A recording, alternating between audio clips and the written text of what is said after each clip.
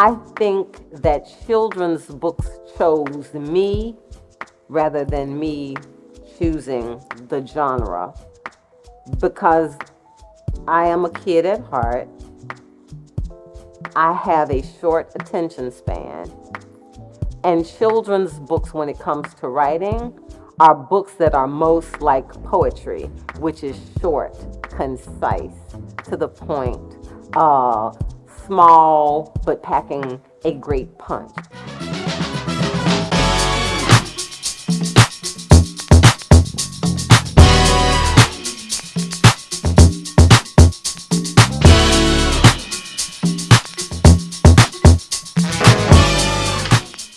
My name is Alice Faye Duncan, and I am the daughter of Erling W. Duncan. I'm also the daughter of Kenneth Lewis Duncan. They were African American school teachers in the city of Memphis. Both of them integrated their faculties and their public school faculties in like the late 1960s. I, in turn, became an educator, taught school in Memphis for 30 years, but also simultaneously, I was writing children's books.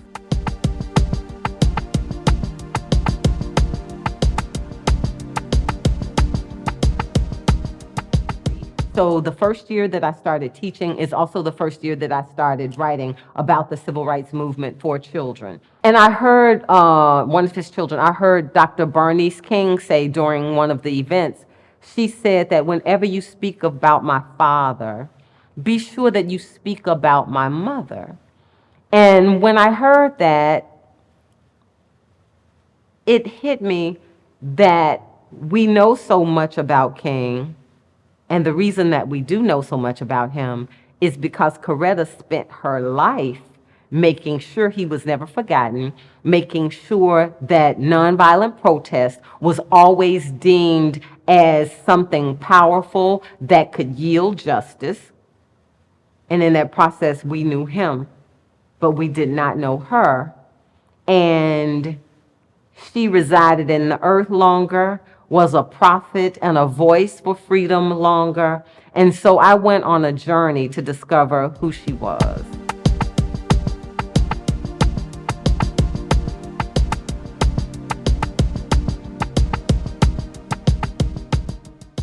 I would say that oftentimes African American women who participated in the movement, their stories are uncelebrated and not well known because the civil rights movement was also a reflection of America. And America is a patriarchy, and therefore the civil rights movement was operated, controlled, led by a black patriarchy. And therefore, women were to be seen, women were to take their monies and donate to the cause, women were to put on their tennis shoes and march in the march. But when it came to speaking truth to power, when it came to participating in speaking from the pulpit, speaking from the podium, and having their voices heard, then women were encouraged to be quiet and sit down. Case in point, Coretta Scott King. When Coretta Scott King initially married Martin Luther King, what people don't know is she came from a home where it was egalitarian rule. Her mother and father shared equal weight in the house. Her father was a barber. Her mother was a barber. Her father ran the store. Her mother ran the store. Her father did lumber. Her mother made sure did the gardening and did the things of the home. So Coretta Scott King did not grow up in a house where her dad was the king. He was the last voice on everything. So it was removed. The whole thing about I'm going to trust and obey and all of that, that was removed. So that is who she was. Also, Coretta was of the mind that she was a activist, and she wanted to speak about anti-war issues in the early 60s when Vietnam was very fresh in 1955, 1960, 61, 62. And she would tell Martin in the privacy of their home, Martin, here we are speaking against We're speaking against injustice and we're using nonviolent protest, but we're not speaking against the war. And she would say, Martin, you've got to speak against the war. Martin, you've got to speak against the war. And so finally, he listened to her in 1967. March 28, 1968, left a trail of tears, trash, and broken glass. Every American city turned an eye toward Memphis, Tennessee. Mayor Loeb denied fair wages to striking sanitation workers. Pass me not, O gentle Savior, sang the Reverend James Lawson. He called his old friend Martin during a strike strategy meeting, and in a few days, Martin visited Memphis to help the striking men. Shots and shouts pierced the sky. Dr. King died April 4th, 1968. Broken-hearted Coretta gussied up her gloom in black radiance. Life's tragedy left Venus alone to shine and pave a path of peace. Underneath her pain was a holy fire. Coretta preached in Memphis.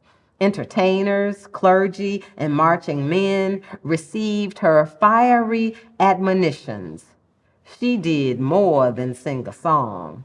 Coretta spoke truth to power.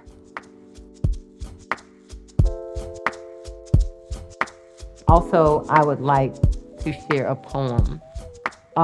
Before I share the poem, I want to encourage people, young and old, that particularly those of us who live in Memphis, King came and he gave his speech and he said, I've been to the mountaintop, right? He said, I looked over. So is King here? No. Is Rosa Parks here? No. Is George Washington here? No. Is George Washington Carver here? No. Benjamin Banneker, Booker T. Washington. None of those heroes are here. But I'm here. You're here.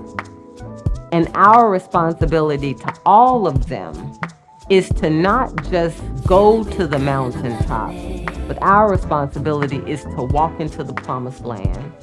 And the only way we can all get into the promised land is that we walk in it together.